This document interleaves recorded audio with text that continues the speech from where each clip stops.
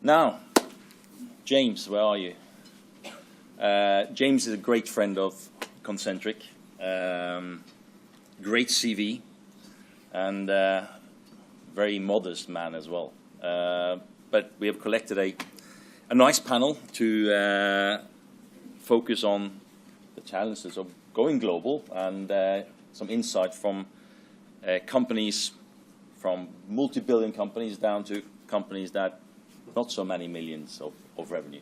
But they all have some great insights. And James, please present your first panel. Come up. Steve, do you want to come up? Where is Steve? Oh, there he is.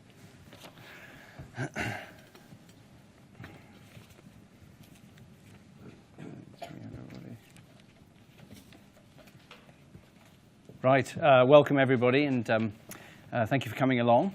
So we've got quite an interesting panel here, and in no particular order.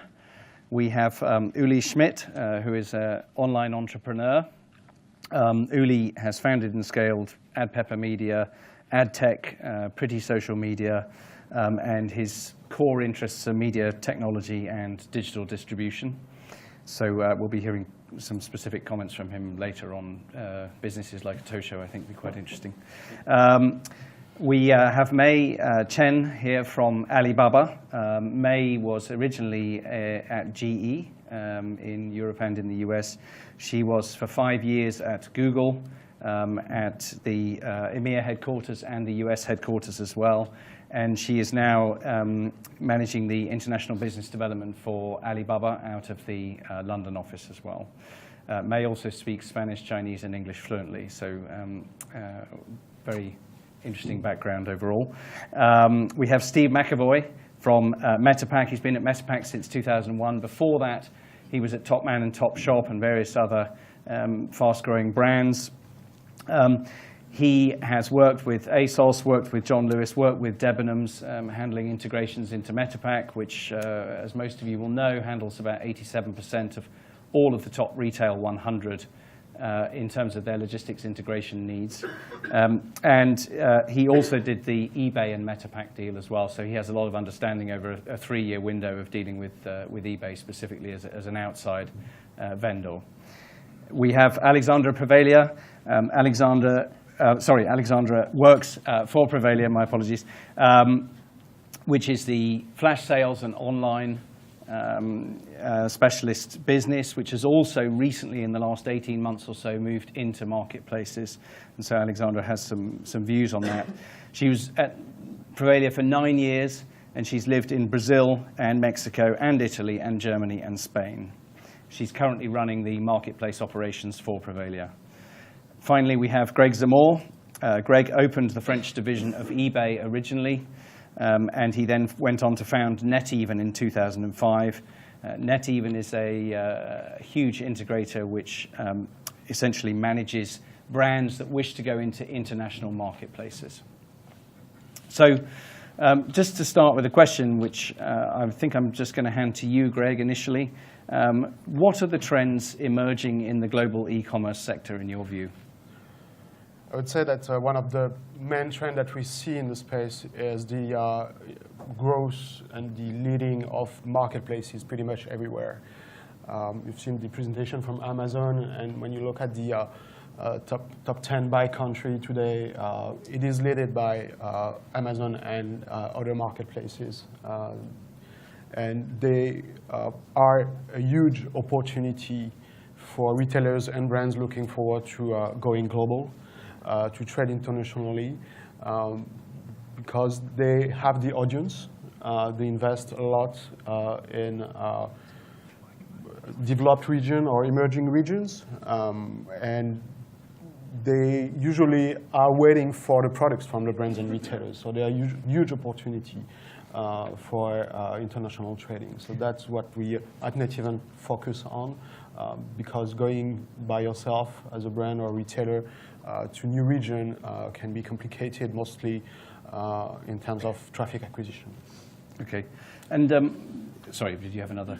Okay, I assume that marketplaces are growing as a percentage of total international retail. And the question I always have is, what is it about building a marketplace that is that much easier than doing a pure play or standalone? And that's probably a question for you or for May as well. I think one the key element of the marketplace is that you don't have to buy stock, manage the logistic by yourself, the customer service. So you can rely on the expertise of a brand in terms of manufacturing the product, having the relevant product information, good fulfillment, and good knowledge of the products for customer service. So it's, in my view, much easier and less expensive to have this approach. Steve, do you have a view on the elements of logistics and marketplaces? And yeah, it's a different challenge. So for marketplaces, typically stock is much more dispersed, and the execution of that logistics of that stock is done by numerous different businesses that do not necessarily have the same objectives or goals as the brand of the marketplace. The challenge for the marketplace is then standardization of product definition.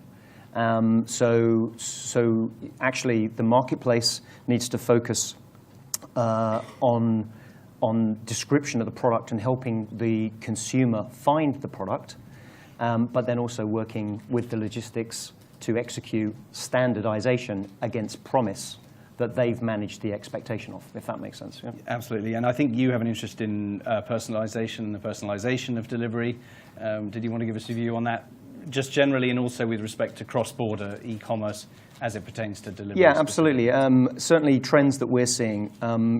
People have in e-commerce. The industry has spent a lot of time personalizing the front end for the consumer, and what we're now seeing is that personalization extending back through the logistics chain all the way to the experience of where the consumer receives the goods, and obviously that personalization is what the consumer is demanding.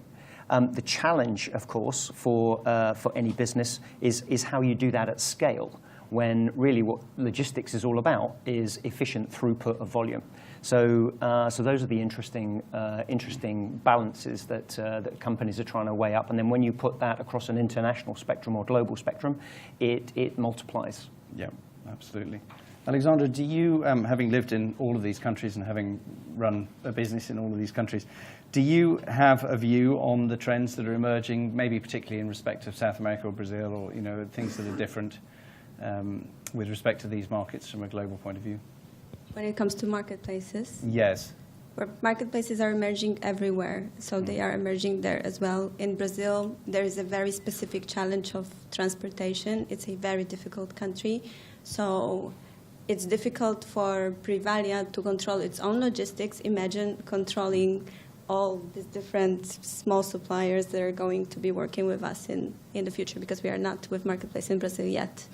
So we certainly see that as a challenge, and we will be looking for some solutions before we go into Brazil, because it's very difficult. Mexico is a little better there because it's a country that has always worked with the U.S., so it has its infrastructure much more prepared.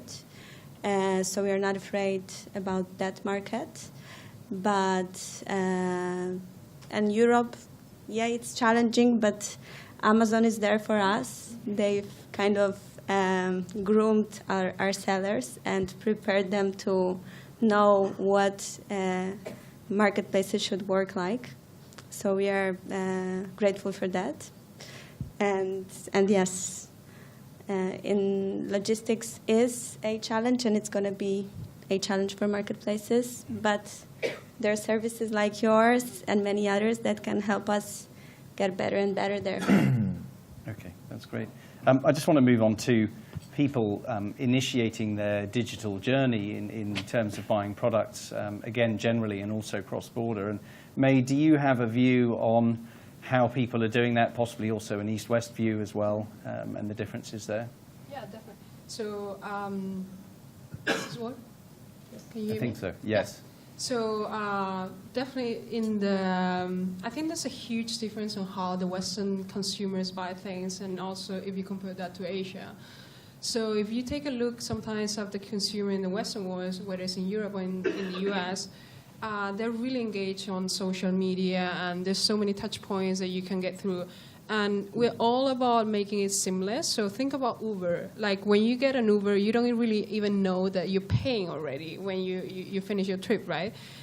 And on the other hand, you'll see that the trends in China are moving much more towards the marketplaces, because for Chinese people to shop is more like a social event instead of like saving time. In the Western countries, usually people go shop online or through marketplaces because they want to save time. They want to make the time efficient. So, like the Google Shoppings, Amazon Express, etc. So that's why I think there's a huge difference there.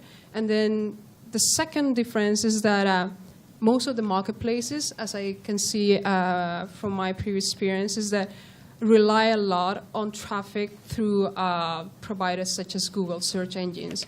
Whereas at least in China, it's more about relying on our own traffic. For example, within Alibaba, most of the traffic coming to our marketplace is generated by our marketplace. So we don't rely on search engines like Baidu and other providers. So that's kind of like a huge difference, because, like before joining Alibaba, I realized that a lot of people don't know that much about the company. And, when you're expanding into markets like China, it's a great player, and at the same time an enabler for you to do business, because China is a challenging market. But if you have the right partner in the right moment, it's possible to do business across the world. And that's overall our aim, our vision, right?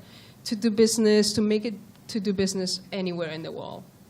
And just a question that I've always been interested in is, what in your view are the fundamental differences between Amazon and Alibaba, I think, either in the East or in the West? But I think it's always an interesting question for people to understand, because the media always conflates the two, and in my view, they're very, very different. Yeah, definitely, because, like we have a tendency to match things to what we know, right? So, for example, in China, there's a huge video platform called Youku Tudou. And when I talk to my Western friends, how I compare that to is basically I say this is a Chinese YouTube. There's, of course, a lot of difference between how YouTube works and how Youku works in China. Or, for example, when you think about WhatsApp, you somehow compare it to WeChat, which is huge in China, in Asia. I guess the differences between Amazon and Alibaba, in short, could be like, in Amazon, you could rely, from my understanding, you could rely a lot on external traffic, whereas, for example, in the marketplaces within Alibaba, we rely a lot on our own traffic, because people already, like the mobile apps of Alibaba are the gateway for people to discover things. And the traffic is already in there, so we don't need to rely on third-party providers to get this traffic for companies that we partner with. Okay, and I think also there's a difference around inventory, which is that Amazon still holds a significant amount of inventory. I think Martin can probably correct me, but I think it's about 45% in the UK is held by Amazon, 55% from third parties, whereas Alibaba generally, as a matter of policy, will not hold stock. And that makes Alibaba even unique in the Chinese market, whereas JD will hold a significant amount of stock, and Alibaba will not. So there's quite a difference there. Just moving on to the question around social buying, it's a question for you, Uli, really, which is about the buy buttons in Twitter and Facebook. Where do you, having set up a series of social buying businesses, where do you see social buying going over time?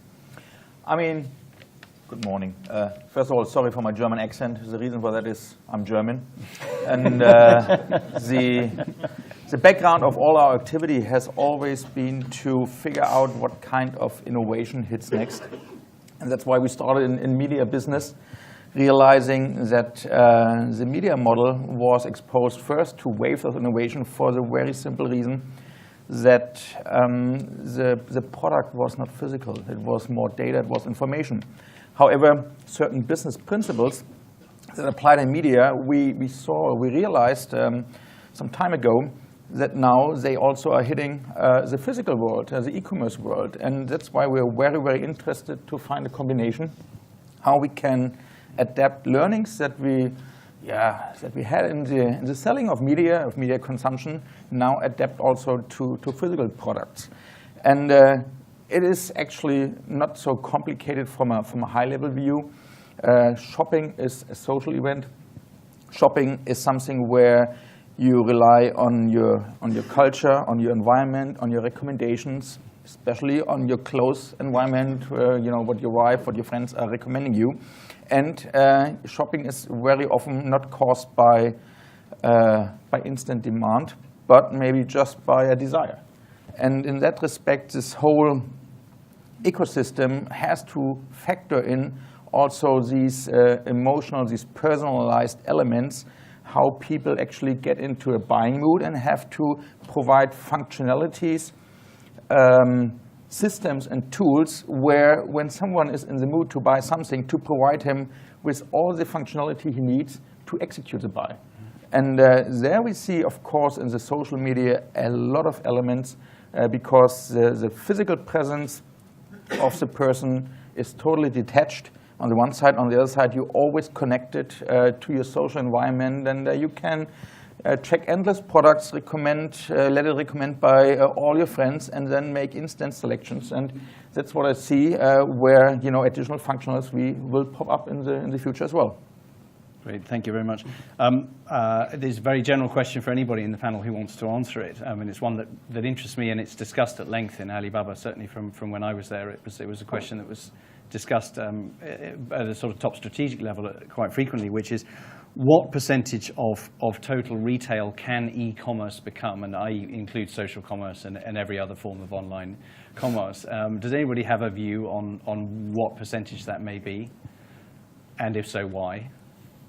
And if they don't, I do. But I think certainly within sort of everything I've read, that there's a increasing view that it's somewhere around 50 to 60%. And I think it's a very, very interesting question. So when you look at current levels of e-commerce right now, it's still very, very low. We're still in the very, very early stages. As Jack Ma would say, we're still in the first 100 meters of a 3,000-meter race or whatever. I think we're very early. Did you? I think the definition of e-commerce is going to change, though, right? We're already seeing collaboration between online and offline space. And so what we'll end up with is not necessarily a percentage of the market that is e-commerce. We'll just end up with commerce. And E will just be interwoven into everything you do. That's certainly my view. And if we look at anything, any industry in history that started off as a specific standardization to deal with the volume of interaction has to happen. I was only having a conversation recently about cash and hole in the walls. It wasn't too many years ago that you had to go to a hole in the wall specifically for the bank that you were with. Now you can go to any hole in the wall and you can get money. That is standardization to deal with mass consumer requirement. And if we follow the Amazon example, you've got to understand consumer requirements, right, and work backwards. So the E in e-commerce surely will just become commerce, and we'll see interactions between marketplaces and advertising as you're walking through a retail store. That's where we go. Yeah, I mean, I think the ultimate definition will be: did you have the product in front of you when you were in buying mode? In that direction, QR codes, etc. And certainly in terms of cross-border, you're seeing it with the Chinese bonded warehouse phenomenon, where a huge rise in people coming in offline. They look at all these offline stores. The bonded warehouse is right there. The product's all there, and it gets shipped to them directly, and it solves a lot of problems from a cross-border problem. Talking of which, I think this is really a question for each of you in turn, in respect of your relevant experiences. Is what do you view as the single major challenge facing people in the e-commerce value chain, either cross-border or just generally? And if anybody has a view straight out of the gate, Greg, you. I would say that the main challenge, getting back to what you've just said, is how am I going to properly manage the variety of channels that are there, locally, internationally, offline, online. How is the experience going to be as seamless as possible, obviously for the buyer, but also for the brand? It's a huge challenge that starts with IT. You need to make sure that everything is connected, centralized, and that's not an easy task to proceed with. So that I see is a change. It has started. It has not been accomplished fully yet. There's a lot of keywords out there, like the store to web, web to store, online, offline, cross channel. A lot of things are there, but they are not a full reality. Obviously, it depends on which country you are talking about, but that's, for me, the main challenge of retailers and brands is really to be as centralized as possible. And Aleksandra, I think you have a view on the brand piece of this and the pricing. And yes, we are a company that has been working with brands closely together for years already, and we've kind of when they were not in e-commerce, we brought their products to e-commerce off-price. We're an outlet business, and we see them suffering today because they're not controlling their distribution channels anymore. They are in marketplaces that they don't want to be. They are there with prices they don't want to be with, and they are suffering now.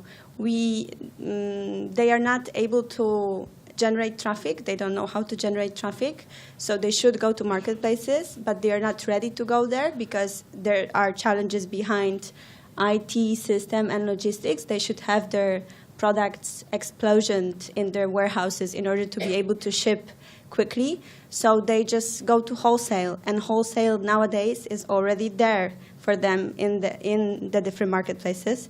So with prices, whatever prices, they're not controlling their pricing, and they're not controlling where they are being sold. They're not controlling their regions either, because when a brand sells to a wholesaler in Spain, the wholesaler goes to Amazon in Italy and sells the products there. So they have no control over it. So we see them suffering, and we actually are trying to help them because having worked with brands for so many years, we have experience. We have people that did work with brands before and now are working inside Privalia. And we are trying to help them with proposing different kinds of services, like integrators, like Greg's Neteven or Pentagon. We want brands to be on our marketplace with their product directly, and we don't want to get that from different retailers. So for brands, this is a challenge today, certainly a very big one, and there's going to be a lot of going on there for the next few years. A lot of people taking advantage of the situation. But I guess somehow it's going to go to an end in 2, 3, I don't know how many years. I mean, I think the other thing about e-commerce, just following on from that, is that it creates perfect knowledge. It creates perfect end price knowledge. And that's one of the things that, for example, is happening in China, or has happened in the past in China, right?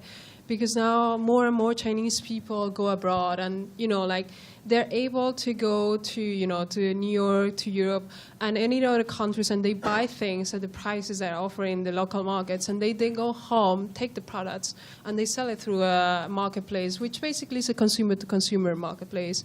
But at the same time, if you do that, it restricts the control over the brands, because the brands, they don't have, you don't have the inventory you're selling into China. Someone else is taking your product. You don't know how your brand is perceived. So there's so many things, as Aleksandra is pointed out, that I do really agree with. And actually, those are the alternative markets that are created actually by consumers because of the needs that are in the market. And if you as a brand, you're not in that market, you won't be able to control that.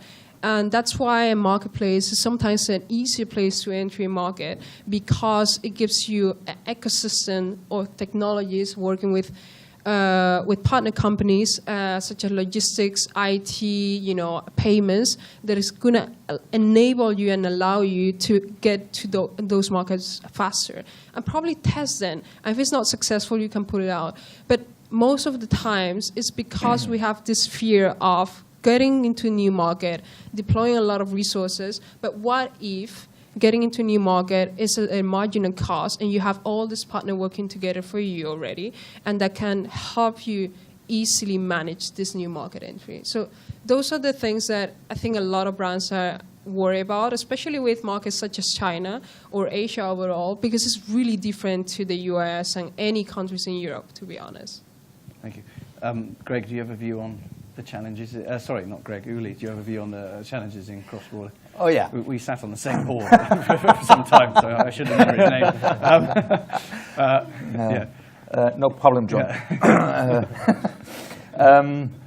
No, I think looking at the challenges and also the innovation that we will be confronted with, and which is an opportunity for us, I think we should maybe take a look at what is actually the ideal model of online shopping, of virtual shopping, of digital shopping, to understand which way we have to go and what is in front of us. And in my ideal world of online shopping, I'm sitting on the couch watching football.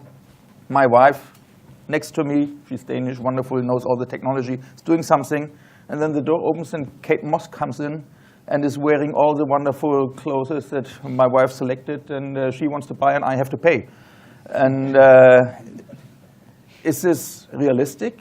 I mean, of course, no point Kate Moss would come to me, but thinking about technologies, about avatars, about virtual reality, about three-dimensional product visualization, and then understanding that we have been able to deliver media in real time, banners in real time, and certain kind of information in real time.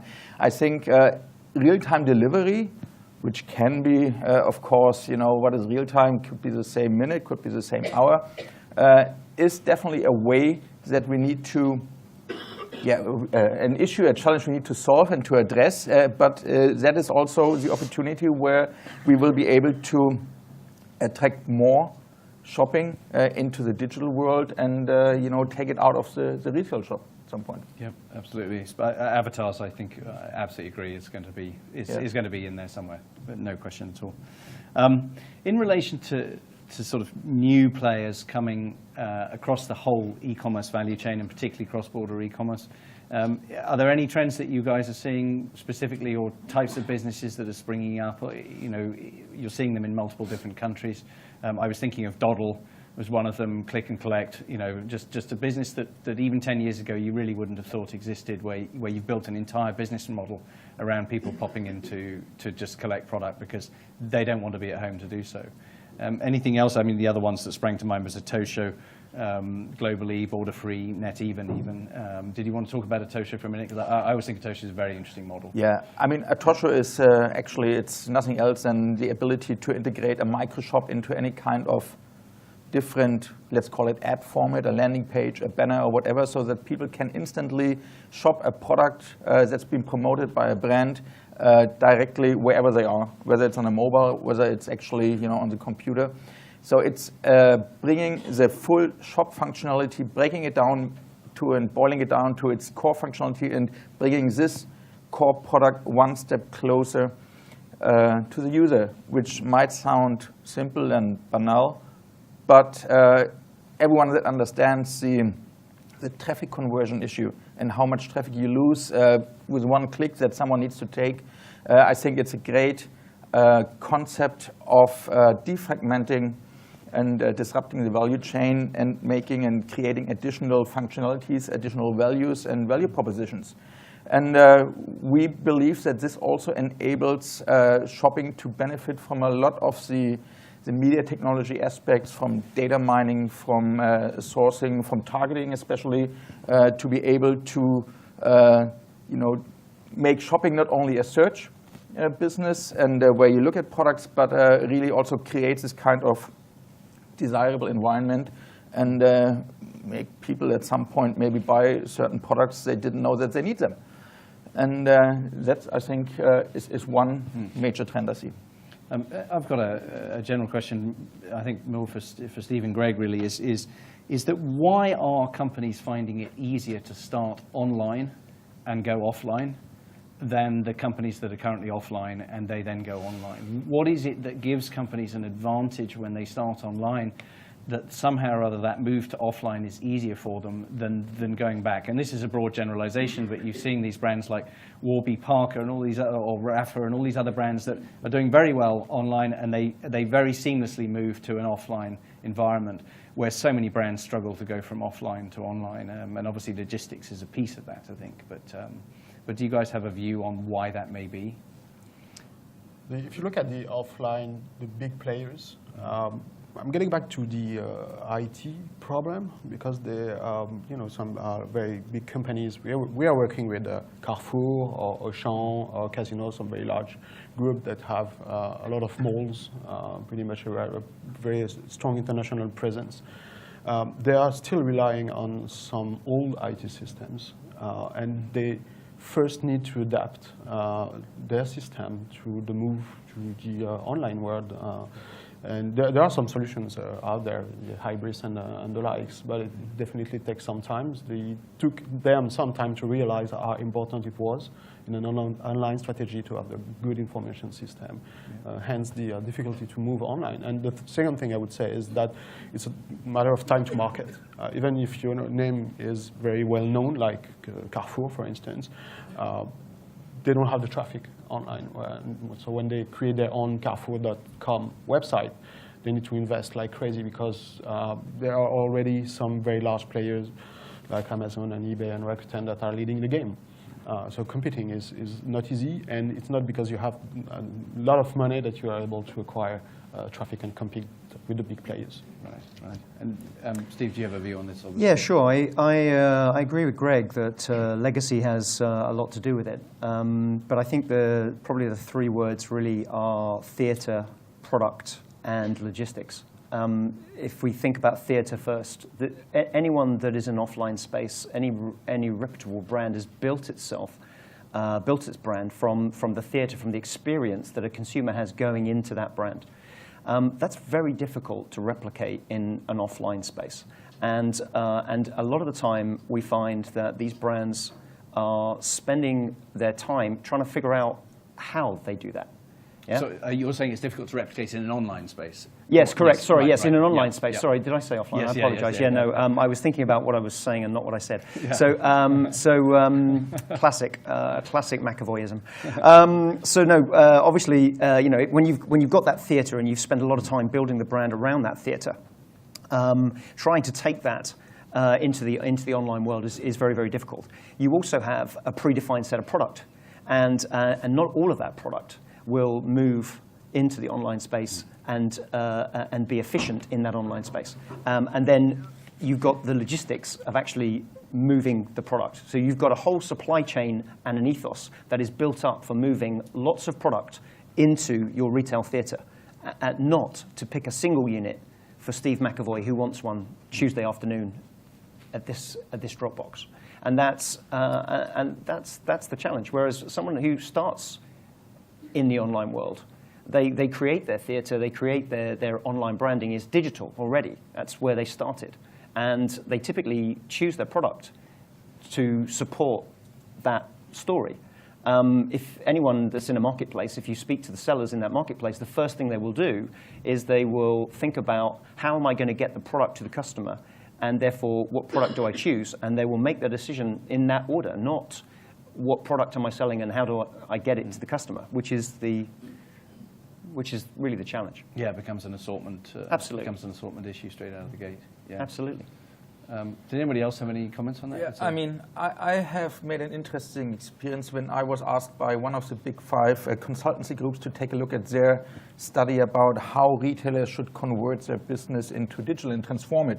And I looked what they presented, and they, signed a classical value chain, and they were looking at product design, creation, production, retail outlets, shipping, and the whole value chain. There was tiny little element there that was called marketing, online marketing, that then they said, you also need to take care of that.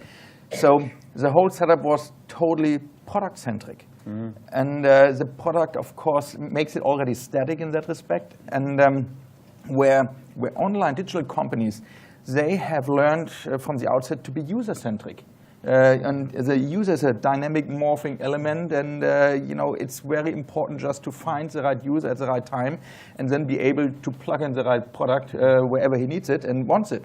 And that is, of course, the business principle of digital media somehow. And therefore, I believe that it's easier for people that are used to taking this user-centric approach to just make their relationship with static suppliers and supply chains and stuff like that. Yeah, I mean, it's very interesting. I think you're seeing the Target superstore in New York, and it's exactly the opposite of what you'd expect, where they've essentially gone into this big box, and what they're doing is tracking customer behavior all the way around the store. So all the products are out the back, and you have a tag which ostensibly is so that you can, collect the products that you want to buy. It's really an offline to online model where there's just one or two of each product with lots of reviews and feedback, and they're almost trying to mimic the digital experience in an offline world. All the products are out the back, but the other thing they're doing with this tag that you wander around with is actually watching your behavior. So they're actually seeing where you stay, what you go and look at. So it's the diametric opposite to the original advantages of online, which was that you could track the customer, you could personalize everything, and that's now gone from offline. It was developed in online, and now it's going back to offline again. How are we doing for time, Charlton? What's We should open up the questions. Yeah? Okay, great. Does anybody have any questions? And if you have a question, is there anybody specific that you would like to point the question to as well? No one specific. I thought it's a fascinating question about the percentage of e-commerce that's going from not online to online. What I wanted to ask is, something very basic, but there are some categories where it's gone, it feels like it's gone like 100% online. I'm just thinking of buying, airplane tickets, right? Which is, who buys an airplane ticket? I mean, probably, used to go to a travel agent, but I just want you to discuss, if possible, what the minimum and maximum is. So there are some categories where people don't even think of buying it anywhere else but online, and there are others which are probably more difficult. I think that's absolutely right. I mean, obviously, one side of it, I don't know much about buying horses, but I have a feeling that when you're buying expensive horses, then that tends to happen offline. So I think that there are certain markets which are generally going to be always an offline experience. I think the other piece of this is around services. I mean, I started looking at this, and it became a real interest of mine because I was a lawyer, and I was sitting there, and I suddenly thought, there's an awful lot of what I do that can be completely automated, and this was sort of in the early 2000s. And at the same time, businesses were coming up which were offshoring what lawyers do.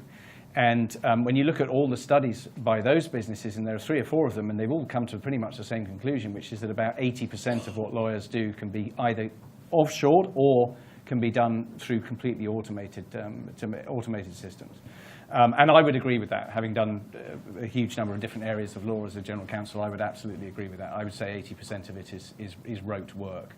And so I think when you're looking in the product space, certainly I remember having a few conversations with people within Alibaba, and often 50% or 60% was the view. I absolutely agree that with certain products, it will always be online, and airline tickets is a great example. It's going to go there because something which is a commodity offering, which is completely price dependent, and where everybody knows exactly what it is that they're getting, well, it's always going to go off. It's always going to go online because people want to be in an environment where they are subject to the perfect knowledge that online has brought. And Adam Smith's invisible hand has suddenly appeared in this market, but it has to be fundamentally fairly commoditized offerings where people know exactly what it is that they're buying. The less you know exactly what it is that you're buying, the more that offline is always going to be part of it, even if it becomes an offline to online experience where you go into the store to touch and play with the whatever it may be. I think even in the Target superstore in New York, they've got the $1,000 drones in there because they're finding that you can sell drones really easily to people online for $200 or $300 or $400, but it's very difficult to sell a drone to somebody for $1,000 unless they actually see it. So I think there's also a price point issue as well, that trust piece. Interestingly, in China, online is becoming so part of the way people shop that people are buying very, very expensive luxury cars online. They've never seen the car, they've never touched it, they may not have even been to the garage. They're in a part of China where they don't have, you know, in that province where they don't have a garage that would ever, or a mart that would ever allow them to see those types of cars at all, and yet they just go and buy a $100,000 car online. So I think it's going to be geography dependent, it's going to be trust dependent, because so much of e-commerce is based around trust, which we saw from eBay versus Taobao. Taobao solved the trust problem with an escrow system where the money's not released. eBay never solved the trust problem. They had over 90% market share. They lost all their market share within about 5 years. And that was the great experiment of really showing what trust does in a market. So I think trust will be a piece of it, the type of product will be a piece of it, the price will be a piece of it, and then the local cultural elements will be a piece of it as well. Well, I think the more interesting aspect might even to ask the question, will retail disappear? Where will it disappear? And what will, you know, how has retail to look like to remain functional and of value for the consumer? And then it doesn't matter how much, whether it's 70 or 80%. So, but what is, you know, the benefit of shopping physically? Well, moving outside. Yes, I mean, I think the end point of retail is experiential retail. And if you categorize retailers, the more experiential they are, the more they will survive in the offline environment, because ultimately that's going to be the only thing that you can do offline that you can't do online. And some of that will be replaced, but there will be a part of it that you can never get past. Any other questions from? I have some questions for May. I want to follow up 2 points that you have mentioned in your talk earlier. That the first one is you mentioned that for Alibaba, the traffic is driven like within your marketplace, your own system, whereas maybe for Amazon is external driven traffic.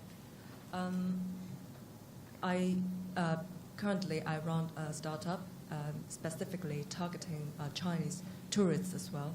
So I also wonder, for example, should we, because what I get from what you have mentioned is that instead of investing in Baidu SEO, we can actually maybe build our traffic or establish our traffic flow maybe by WeChat or other channels, which is also so popular in China,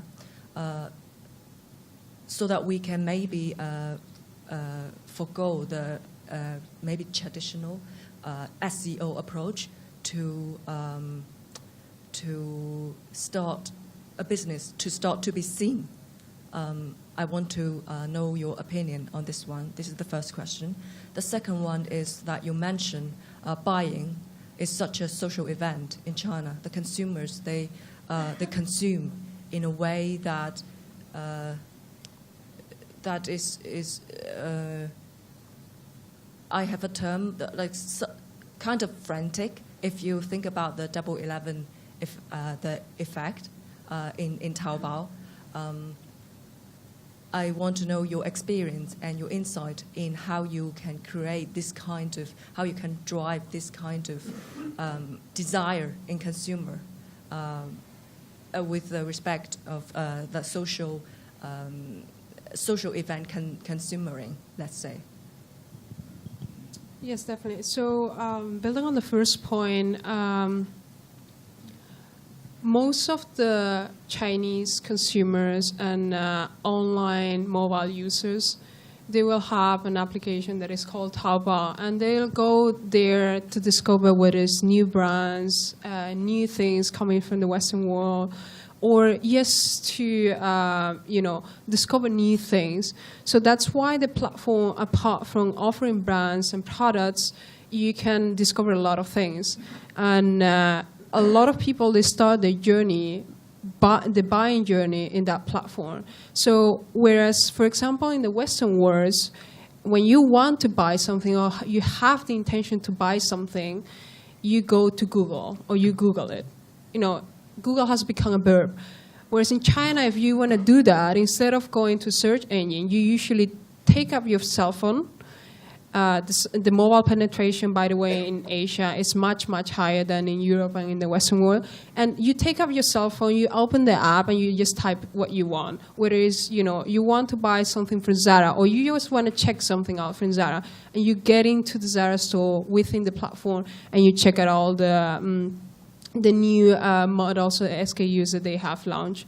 So that's, I guess, because we control and we have more control on the traffic, you also can build on the big data that we've have in our ecosystem, where you can target much better the users coming, or the type of personas and users that you want to target with your products. And whereas, like in the Western world, you go to Google, you buy AdWords, you target the customers depending on the age, the region they are, the behavior they have. Whereas in China, I guess it's also really complete in the sense that because you have this entry point, and then you relate that with social media, for example, Weibo, WeChat, and it's a social experience, and people spend so much time on the platform. Sometimes they don't buy, they just put things on the cart. And related to the second point, around Singles Day, which is a huge event in China, just to give you one data point, Singles Day in China is 5x of Black Friday and Cyber Monday in the US. So that's the scope and the scale of one-day e-commerce event that was created a couple of years back by Alibaba. And when you think about how you want to engage with those customers, it does not start in that day. It starts much before. How you engage with them in whether it's social media, through KOLs or key opinion leaders, and through soap operas that are so popular in Asia and in China. So there's a whole process before that in order for the users to engage with you. And additional to that, China's a huge market, but at the same time, think about it. If you want to be successful on it, you need to be differentiated. Talking about mobile, right? When you go to the Google Play Store or the App Store, you'll find millions and millions of apps. Why does it make you to choose one app that does, a calendar or a productivity activity to choose over others? It's because maybe they're high on the ranking, they have higher discoverability, and they offer something that is different. So that's what you sometimes, when you think about new markets, you need to be doing, because there's so many choices. It's true that the market is huge, but you need to differentiate yourself against the others. Otherwise, you're going to be 1 out of 1,000, and you don't want to be 1 out of 1,000. It's a huge market. Don't just take 1%. Take some more.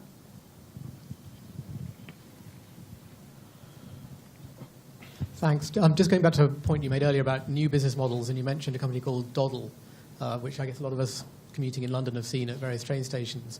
And I guess this question is aimed at Steve.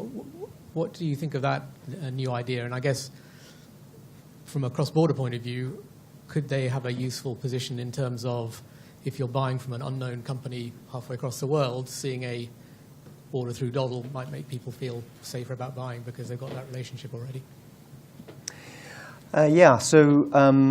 So drop locations or drop-off locations are pretty prolific, actually, across Europe. If you look at Doddle's one example, but if you look across Europe, there are some cultures that have had drop-off locations pretty prevalent in their environment. Holland, for example, for a long time, and others that are really we're seeing vast builds of networks. Coming back to the point that we were raising earlier about the challenges in the value chain, if you think about a logistics supplier, they make their money out of drop density, and so the drop-off locations actually are quite convenient because they can do multiple drops to a drop location, as long as there's a time lapse between when the order was placed and when it needs to get to that drop location. The more we go faster, I want it this afternoon, the more challenging it becomes to try and organize that drop density. So we're seeing a huge increase in drop locations being presented to consumers at the front end as part of delivery promise. That's part of the personalization point.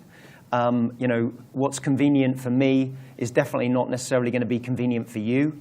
A delivery this afternoon is not convenient for me because I'm still in London. A delivery to me tomorrow is also not convenient because I've got family things that I'm doing. But actually, a delivery to a drop location when I get my train out of London this afternoon that I could collect it from may be convenient, but I might not be able to get that till Monday. So, you know, those sorts of personalizations, definitely drop locations are becoming more prolific. And to the collaboration point, what we're actually seeing is offline retailers actually offering their services as drop locations as well. So online retailers can actually use offline retailers for drop locations. So I think that whole thing is going to keep growing. To my point earlier, the weaving of online and offline, that's how I see these things coming about in the future. And you know, I think that it will help logistics companies as long as there's time between the order being taken and the expectation of the drop. If it's on the same day, then it's very challenging. Follow on that. Wouldn't it make it easier for fast ones in that you can't deliver to everyone an individual location on the same day? Yeah, it does. Don't get me wrong, right? Yes, it does make it more convenient as long as you've got a lot of drops to that specific drop box. Yeah, but that depends on the nature of the business. So a lot of these drop boxes are the drop locations. They own the location, but they don't necessarily own the logistics to that location. Yeah, so I might be a driver that is going to drop something into a drop location, but I've also got 50 other drops to do on that day. That is only one point. Yeah, that's the complication.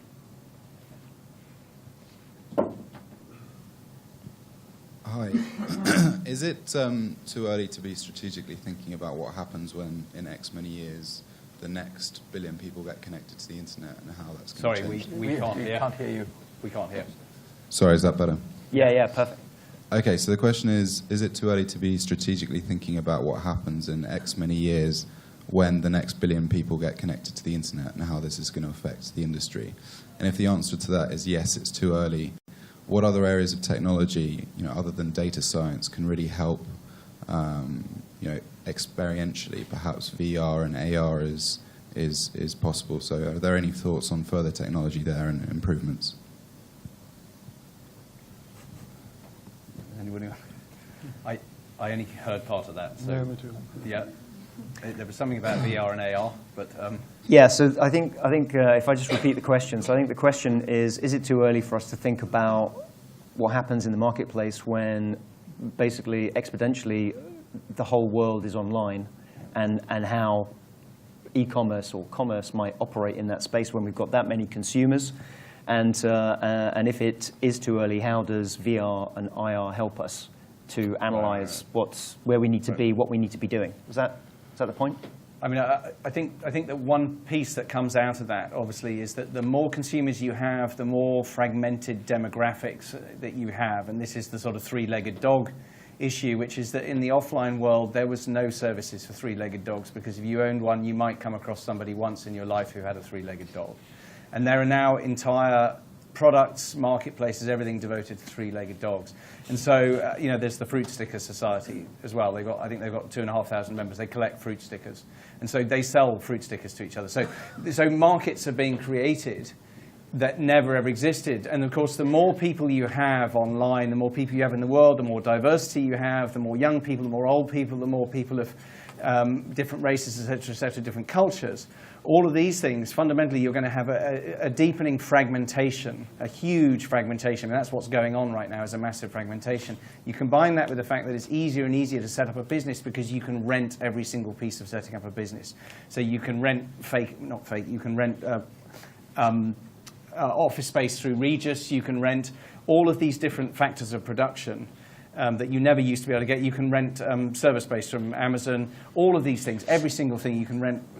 I get to your meeting through Uber. every single piece of it is being fragmented. So we're living in this fragmented world on the demand side. We're living on a fragmented world on the supply side. So what you're going to get is an ever and constant niching down, and then you'll get some players that will resist that trend, like Amazon, because there are some things that you can only do at scale. And so therefore the economics will overwhelm the constant drive for fragmentation will be overwhelmed by the economics, where the economies of scale are just too powerful.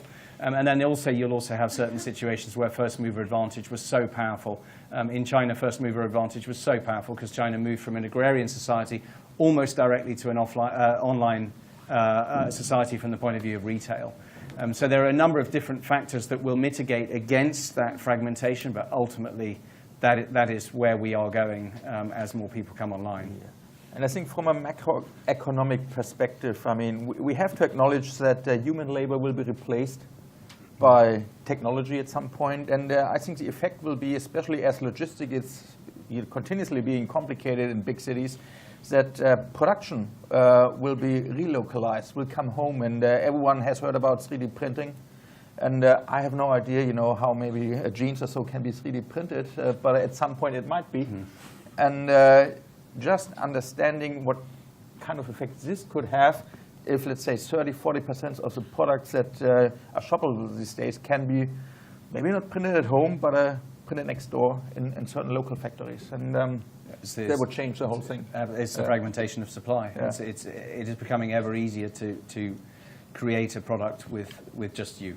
And you rent or use a 3D printer for the rest of it.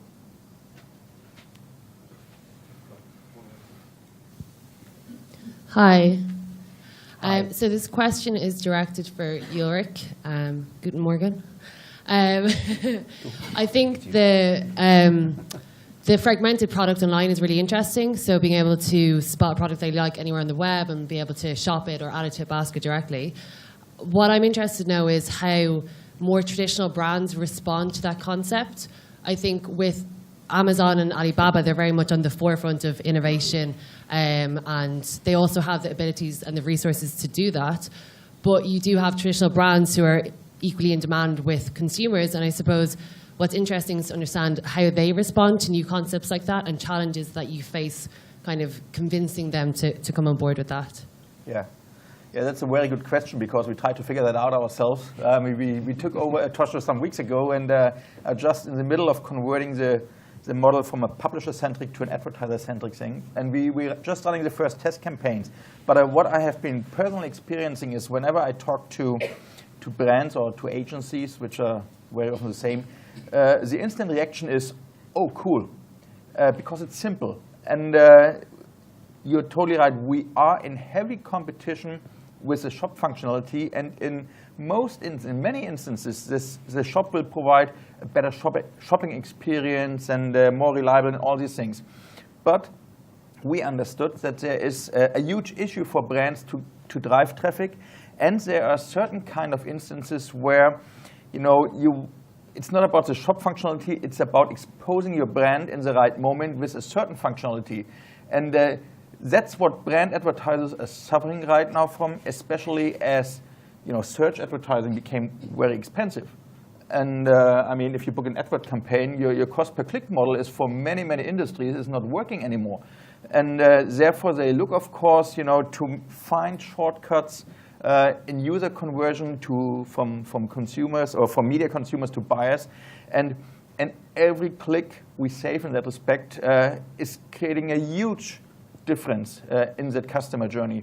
So the instant reactions of the first couple of test dialogues and campaigns, it was very, very encouraging. Still understanding that this is just one layer on top and not replacing the whole shop. So we will not be able to replace Amazon shopping experience. That's also not our intention.